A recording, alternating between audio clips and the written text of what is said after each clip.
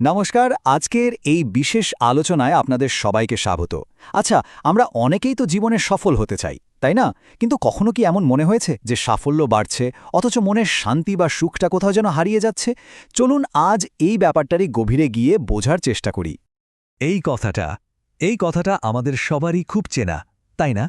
মনে হয় যেন আর সামান্য একটু আয় বাড়লেই জীবনের সব টেনশন, সব সমস্যা একেবারে ভ্যানিশ হয়ে যাবে। এই আশাটা নিয়েই কিন্তু আমাদের অনেকের পথ চলা শুরু হয়। কিন্তু আসলে কি তাই হয়? আর এই বিশ্বাসটা থেকেই জন্ম নেয় একটা অদ্ভুত প্যারাডক্সের, মানে একটা বিরোধাভাস। চলুন আমাদের আলোচনার প্রথম পর্বে দেখে নিই এই একটু বেশি আয়ের চক্করে আসলে কি ঘটে। এই স্লাইডটা দেখুন, ব্যাপারটা পুরো জলের মতো পরিষ্কার হয়ে যাবে। আমরা আশা করি কি যে বেশি আয় মানে কম টেনশন আর অনেক বেশি সুখ। কিন্তু বাস্তবে কি হচ্ছে? আয় তো বাড়ছে ঠিকই, কিন্তু তার সাথে পাল্লা দিয়ে বাড়ছে কাজের চাপ, বাড়ছে টেনশন, আর সুখ সেটা তো কমেই যাচ্ছে। অদ্ভুত, তাই না? এই প্যারাডক্সটাকে চলুন একটা গল্পের মধ্যে দিয়ে বোঝার চেষ্টা করি। ধরুন রোহিতের কথা, একজন সফল সিনিয়র ম্যানেজার, যার গল্পে হয়তো আমরা নিজেদেরও একটু একটু করে খুঁজে পাব। তো পেশাগত দিক থেকে যদি দেখেন, রোহিতের জীবনে কোনো কিছুর অভাব ছিল না। দারুণ মাইনে, সমাজে উঁচু পদমর্যাদা, আর ক্লায়েন্ট লিস্টও বেশ লম্বা, মানে বাইরে থেকে দেখলে যাকে বলে একটা পিকচার পারফেক্ট সাকসেস। কিন্তু এই সাফল্যের কয়েনের একটা উল্টো পিঠো ছিল। রোহিতের ব্যক্তিগত জীবনে তখন গভীর ক্ষত। ছেলেটা বাবাকে প্রায় চিনতেই পারত না, স্ত্রীর সঙ্গে সম্পর্কটা শুধু নামেই টিকেছিল, আর রোহিত নিজে, সে সারাক্ষণ একটা মরফামেজ খিটখিটে মেজাজ আর মানসিক চাপের মধ্যে থাকত। আর একদিন এমন একটা ঘটনা ঘটল যা রোহিতকে একেবারে ভেতর থেকে নাড়িয়ে দিয়ে গেল। তার ছেলে স্কুলে একটা রচনা লিখেছিল, আর তাতে একটা লাইন ছিল, আমার বাবা ফোনে থাকে। ব্যাস, এই একটা বাক্যই রোহিতকে আয়নার সামনে দাঁড় করিয়ে দিয়েছিল, বুঝিয়ে দিয়েছিল যে সে টাকা রোজগার করতে গিয়ে আসলে জীবনটাকেই হারিয়ে ফেলছে। আসলে রোহিতের গল্পটা কিন্তু শুধু রোহিতের একার নয়, আমাদের আশেপাশে এমন হাজার হাজার রোহিত আছে। তো কেন এমনটা হয়? এর পেছনের কারণটা বুঝতে হলে আমাদের জীবনের মূল ভিত্তিটাকে একবার দেখতে হবে। প্রথমেই একটা ভুল ধারণা ভাঙা দরকার। কাজ জীবনের ভারসাম্য বা ওয়ার্ক লাইফ ব্যালেন্স মানে কিন্তু দিনে ১২ ঘন্টা কাজ আর ১২ ঘন্টা পরিবারকে দেওয়া নয়, একদমই না। আসল ব্যাপারটা হলো মানসিক শক্তির সঠিক ব্যবহার। মানে আপনি যখন যেখানে আছেন তখন সেখানেই পুরো মনোযোগটা দেওয়া। বাড়িতে বসে অফিসের চিন্তা করাটা কিন্তু কোনো ব্যালেন্স নয়। ভাবুন তো, আমাদের জীবনটা একটা বাড়ির মতো, যা 4টে মূল স্তম্ভ বা পিলারের ওপর দাঁড়িয়ে আছে। কাজ আমাদের দেয় আয়, স্বাস্থ্য দেয় কাজ করার শক্তি, পরিবার দেয় মানসিক শান্তি, আর নিজের জন্য সময় বা আত্মবিকাশ আমাদের ভবিষ্যতের পথ খুলে দেয়। আর সমস্যাটা হয় কখন জানেন? যখন এই 4টে পিলারে কোনো একটা দুর্বল হয়ে পড়ে। কারণ এরা একে অপরের সাথে এমনভাবে জড়িয়ে আছে যে একটাতে ফাটল ধরলে পুরো বাড়িটাই নড়বড়ে হয়ে যায়।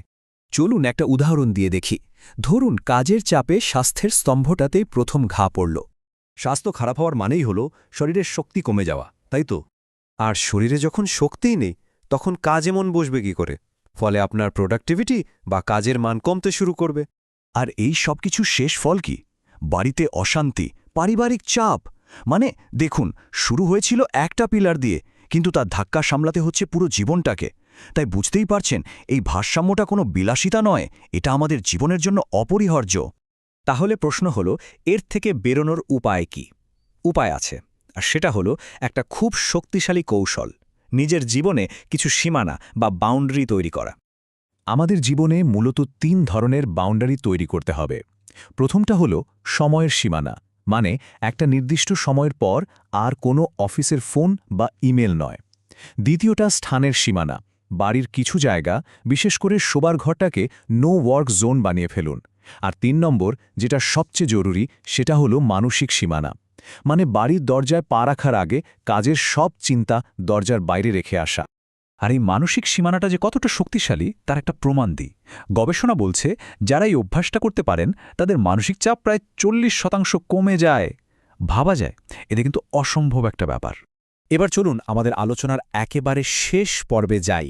এখানে আমরা দেখব যে এই যে ভারসাম্য, এটা অর্জন করতে পারলে তার পুরস্কারটা ঠিক কতটা অসাধারণ হতে পারে, শুধু ব্যক্তিগত জীবনে নয়, পেশাগত জীবনেও।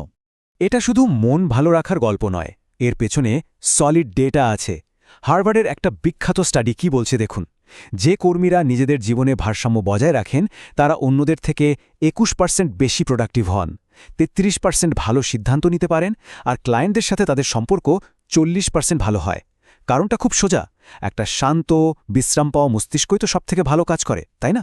সুতরাং শেষ পর্যন্ত পছন্দটা আমাদেরই করতে হবে। আমরা কি হতে চাই? শুধু একটা টাকা রোজগারের মেশিন যে কাজ করতে করতে একদিন ফুরিয়ে যাবে, নাকি একজন সফল, পরিপূর্ণ মানুষ যে একটা সুন্দর জীবন কাটানোর জন্য কাজ করে? আমাদের পুরো আলোচনার সারমর্ম কিন্তু এই একটা লাইনেই লুকিয়ে আছে। কথাটা খুব সহজ, কিন্তু আমরা প্রায়ই ভুলে যাই। টাকা জীবনের জন্য, জীবনটা কিন্তু টাকার জন্য নয়। তো এই আলোচনা শেষ করার আগে একটাই প্রশ্ন সবার জন্য। আজকেই এমন কোনো ছোট্ট একটা বাউন্ডারি তৈরি করা যায় যা আপনার জীবনের ওই 4টি স্তম্ভকে একটু হলেও বেশি মজবুত করতে সাহায্য করবে? একটু ভাবুন আর ছোট্ট একটা পদক্ষেপ আজই নিন।